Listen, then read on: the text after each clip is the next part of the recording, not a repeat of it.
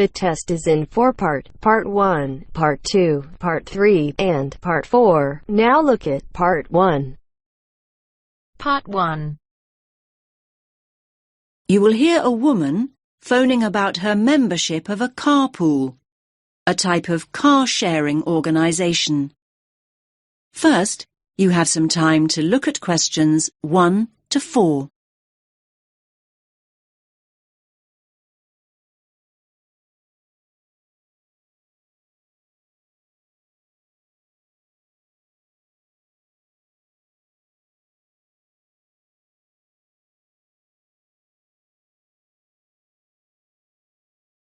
Listen carefully to the first part of the conversation and answer questions 1 to 4. Hello, your carpool. How can I help? Oh, hello. Look, I used one of the cars earlier, and I want to complain. I'm not one to make a fuss usually, but this isn't the first time there's been a problem. I'm getting fed up with it. I'm sorry to hear that. Can I take your membership number first? Yes, it's 520016. 520016. Is that Julie speaking? Yes, Julie Gold. Hi, Julie. Now, let me just check your booking. Your complaint's about the most recent booking, is it? Well, yes, this complaint is. But like I say, it's not the first. OK, so that was the Fiat. Registration number YPT723S in City Street this morning at 10:30? Yes, that's it. But no, I think it was the car in Baker Road. My records say City Street. That's the grey Fiat. Oh, yes, Baker Road was yesterday. And that booking was fine? Well, yes, that one was. Good. So what exactly was the problem today, then? Now you have some time to look at questions 5 to 10.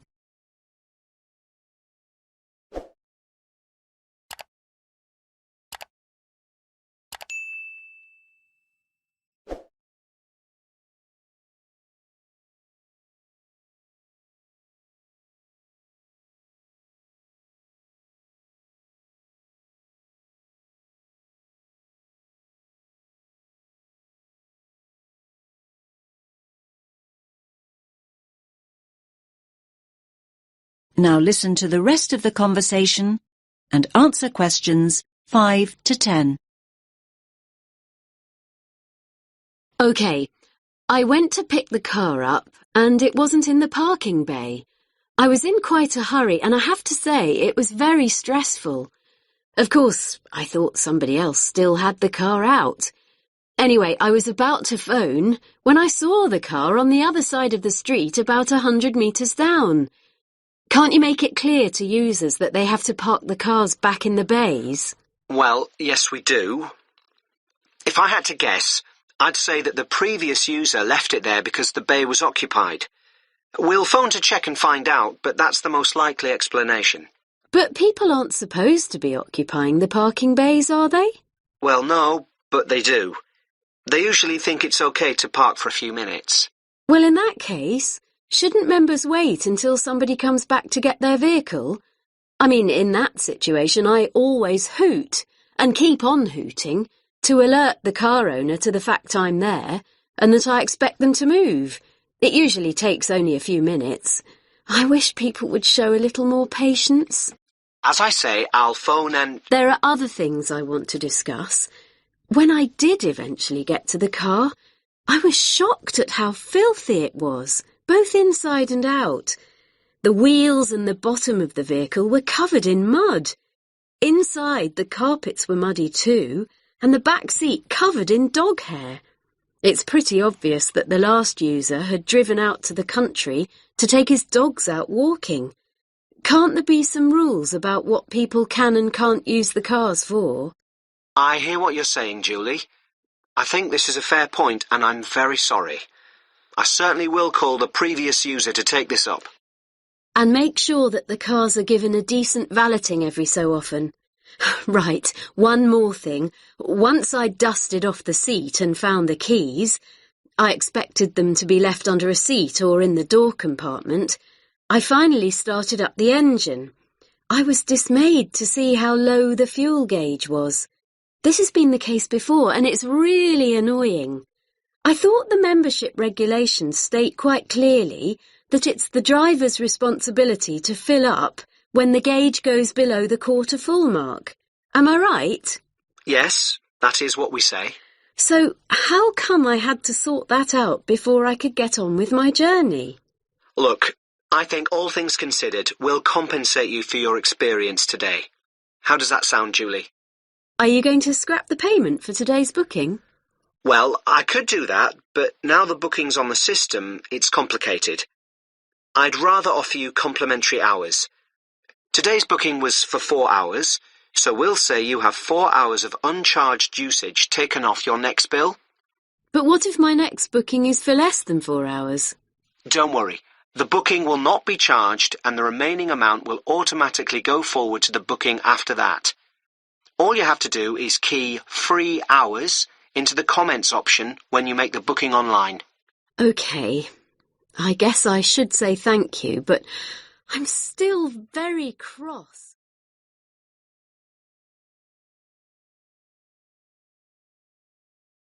That is the end of part 1. You now have half a minute to check your answers.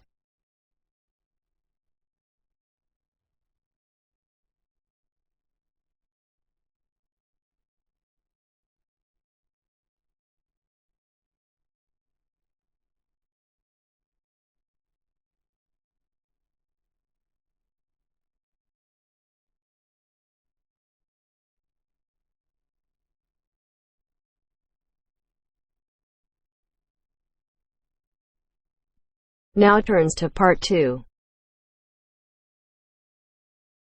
Part 2.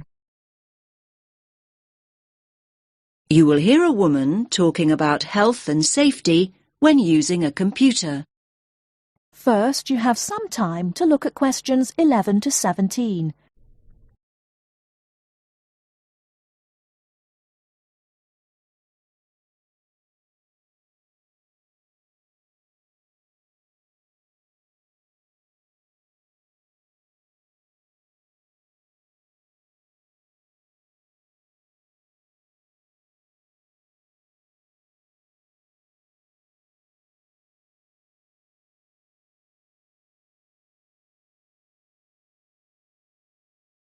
Now, listen carefully and answer questions 11 to 17. Hello everyone and welcome to the second session on health and safety. And today we're focusing on health and safety when using a computer. Now, can you all gather round this workstation here? That's great, thanks. OK now, let's look at some equipment that is specifically designed for safe computer use. Firstly, take a look at this item here. Yes, the sloped slab in front of the keyboard. Does anyone know what it is? That's right, it's a wrist rest. And it does a lot more than take up room on your desk, I can tell you. Well, what does it do exactly? In actual fact, it's specifically designed to support your wrist when you're typing or when you're using a computer mouse. Now, the one I'm holding in my hand is made of foam rubber. Come on now, have a feel. You know you want to. Now, it's very flexible, isn't it? The padding is firm, but it also gives way when you press it, just like this. Here's another type, by the way. This one is filled with gel.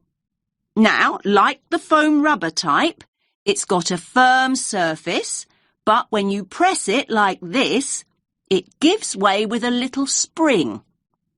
However, not all wrist rests are flexible like that. Some are made from hard plastic. That doesn't sound like a comfortable support for your wrist, does it? So, not to be recommended. OK, So we know what kind of material we're looking for in a wrist rest. But what else do we have to think about before we choose one? Now, look again at the foam rubber wrist rest here. You can see that the slope of the wrist rest and the height and the width too match the front edge of the keyboard here. And there are no sharp edges. Look, it's really nice and smooth. Now, we know it's a busy time for you all at the moment. You're busy with assignments in between the hours you're spending browsing the net and going on social networking sites. Well, just think about how hard your wrist has to work. So, using a wrist rest like this one can really help in a number of ways. First of all, it helps you keep your wrist straight when you're using your computer. I'm demonstrating this now. As you can see, my wrist is neutral and straight rather than bent up and down. See what I mean?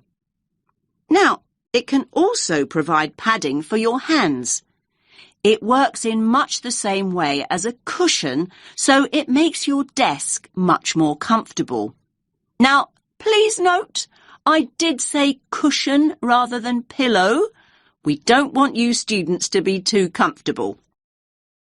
Another advantage of a wrist rest is that it stops your hands from dropping off the edge of the keyboard. A wrist rest can also relieve tension and soreness in your neck and shoulders. And how does it do that exactly? Well, it removes the weight of your arm from your shoulders and neck altogether. So there are a lot of benefits, aren't there? However, most people never learn how to use a wrist rest correctly. In fact, leaning your wrists on a wrist rest for long periods can put a lot of pressure on the undersides of your wrists, just here. Now you have some time to look at questions 18 to 20.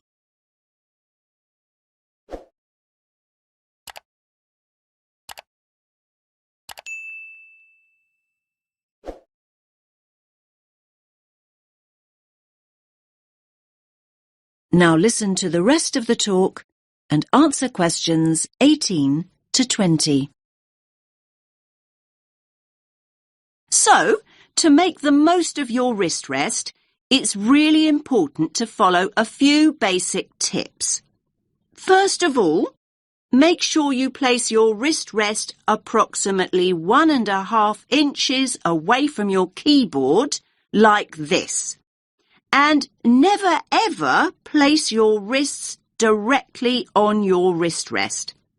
Instead, place the palm or ball of your hand on the rest. And another thing, don't use the wrist rest all the time, particularly when you're typing. Instead, your hands should be on the wrist rests during break periods, so between your typing sessions. This will avoid you putting strain on your wrists and fingers. Now, does anyone have any questions before we move on to computer glasses?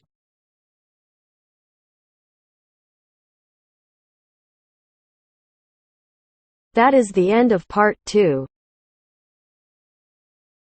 You now have half a minute to check your answers.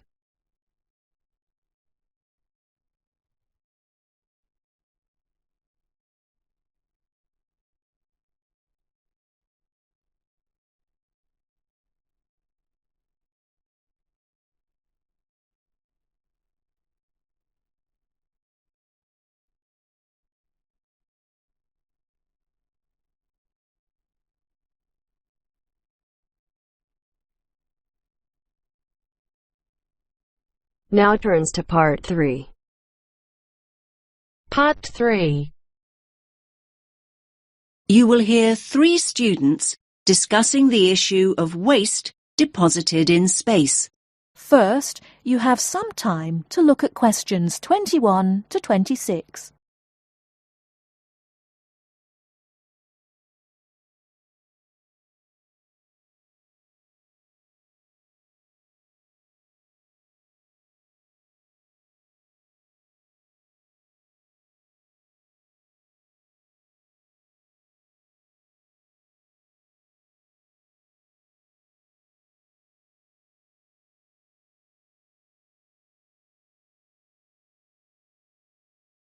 Now listen carefully and answer questions 21 to 26. Hey, did you manage to go to the talk by Dr. Chadwick this morning, Andy? I was there.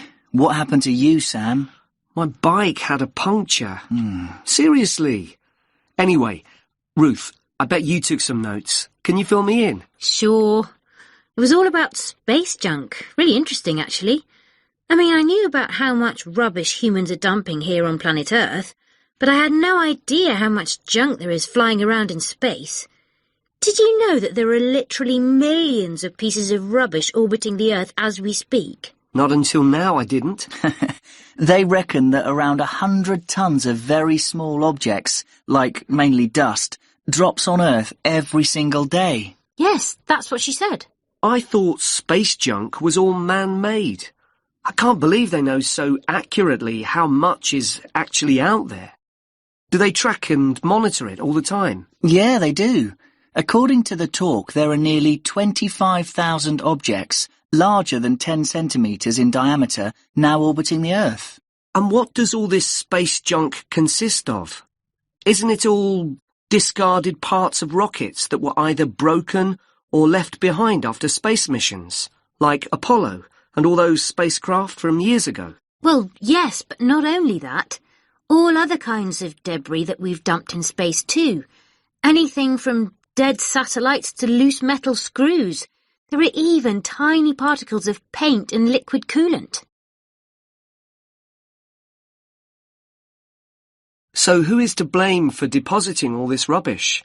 Where does it come from? Well, I knew you were going to ask me that, Sam. So, hang on. You can take some of my notes if you like. Thanks a lot. That's really helpful. Here, look. Over a third, 37% to be exact, comes from Russia. But other countries are close behind. Another third, well, just under actually, 29% is from America, and then 28% is from China. Yes, but other countries, like India, are adding to the rubbish pile. And don't forget the European Space Agency also has spacecraft in orbit. That's true.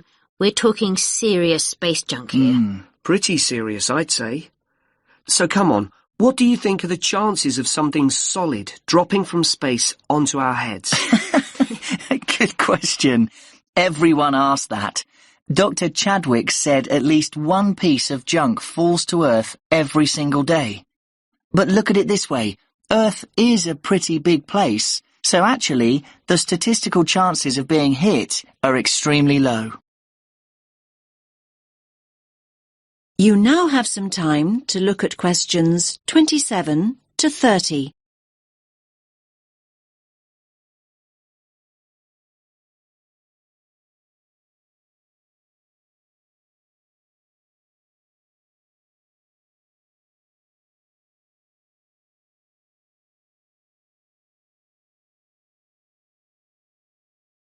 Now listen to the rest of the discussion and answer questions 27 to 30.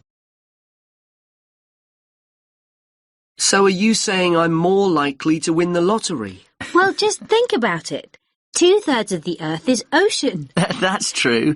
But in time, almost all these pieces of rubbish will fall to Earth because the object's orbit is decreased by its gravitational pull.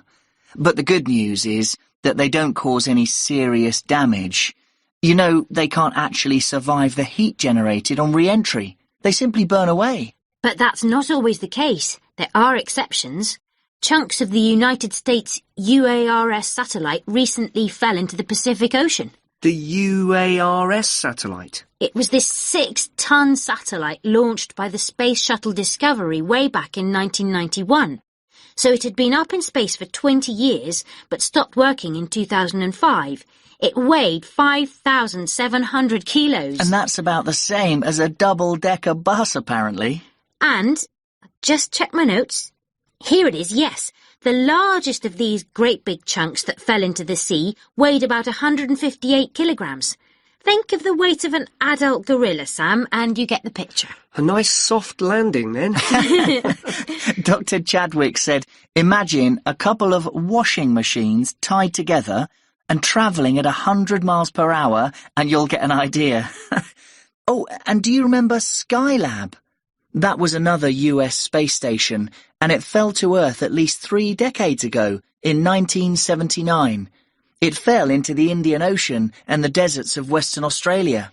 According to what I wrote down, that particular space junk weighed 100 tons. And let's not forget Mir, the Russian space station. Mir weighed 135 tons, far, far larger than UARS, and it fell to Earth in 2001. It plunged straight into the South Pacific. All very interesting. Listen, I've got some junk of my own to sort out. My bike. That's the second puncture this week. Come on, I'll help you fix it.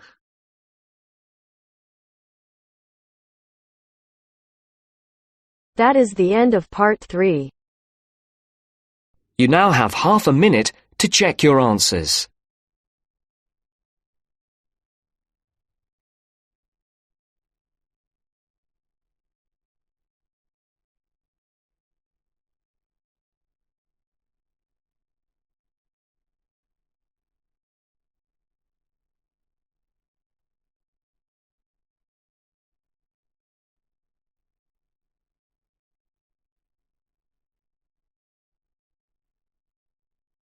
Now turns to part 4. Part 4. You will hear a man talking about tourism and the environment. First, you have some time to look at questions 31 to 40.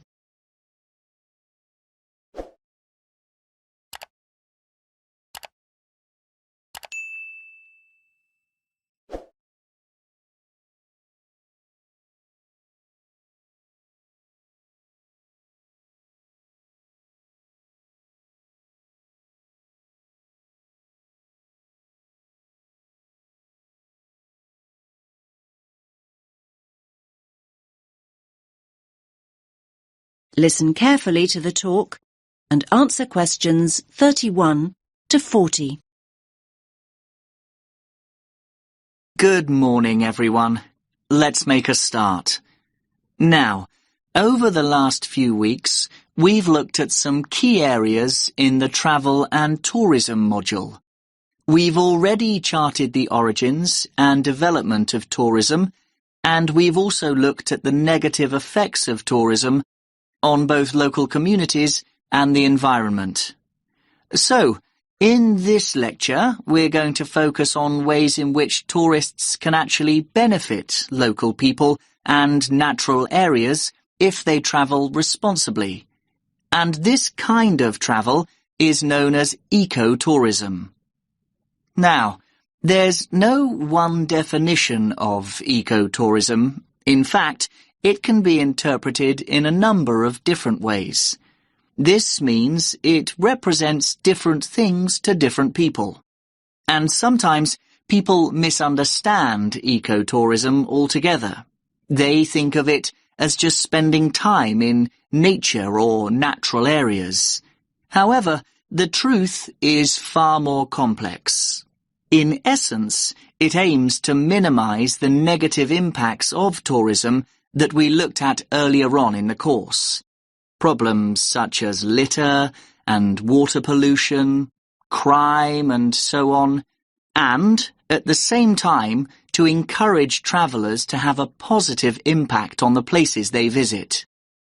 Now, there are many other words to describe a similar idea to ecotourism.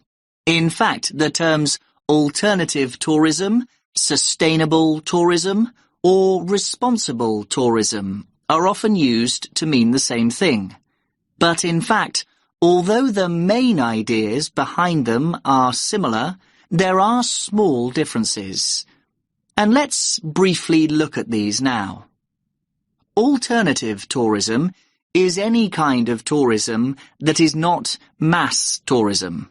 And by mass tourism, we mean hundreds, if not thousands, of people going on, for example, their 2 weeks a year beach holidays or traditional sightseeing tours. Alternative tourism includes travel such as backpacking and adventure holidays. And the term alternative also includes ecotourism, which is what we are mainly focusing on today. Now, what about sustainable tourism? Sustainable tourism has the same ideals as ecotourism, but it isn't limited to natural areas. So, you can have a sustainable tourist experience in a city or a town.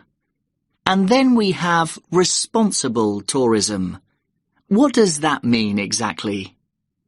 Now, basically, this involves acting responsibly and respectfully as a guest when we travel overseas. And what do we mean by respectful? Well, being respectful might involve asking permission to take photographs, or go into someone's home observing some of the customs of the local community, such as dress, or making an effort to learn the language.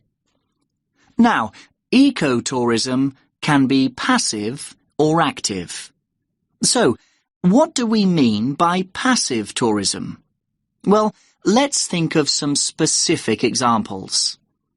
A passive tourist might buy their holiday package from a company that donate part of their profits to local charities. Or a passive tourist might book environmentally friendly accommodation. This means choosing to stay in a hotel which may use solar power as a source of energy, or changes sheets and towels for their guests less frequently. Now, active ecotourism's a way for people to enjoy everything that nature has to offer, and at the same time enable them to leave a positive mark on the environment. Now, this kind of ecotourist is sometimes referred to as a voluntourist. That's a combination of volunteer and tourist. You get the idea. Now, voluntourists prefer to experience a new place in an active way. And this doesn't mean sitting in a tourist bus or listening to a pre-recorded guide. Basically, they want to physically connect with the place they're visiting, and this includes connecting with humans and animals. Now, their approach to travel can make a real difference, and can really benefit the places and the communities they choose to visit. Voluntourists often help local people construct and repair buildings, or it could mean being willing to help a community with nature conservation.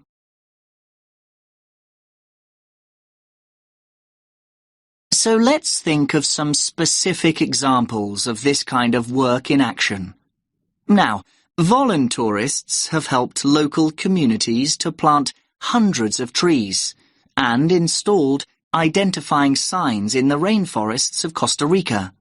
They've also helped with sustainable food production in Cuba, and in Jamaica, they've been involved in the cleaning up of local rivers.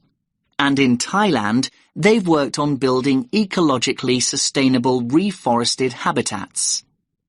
Now, some of the work that voluntourists do also involves looking after endangered animals, like the Giant Panda Project in Japan, or the Animal Sanctuary Project in Ecuador.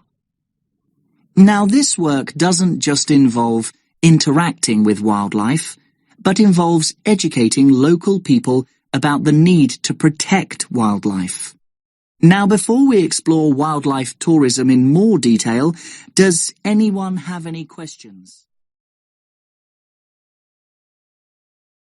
That is the end of part 4. You now have half a minute to check your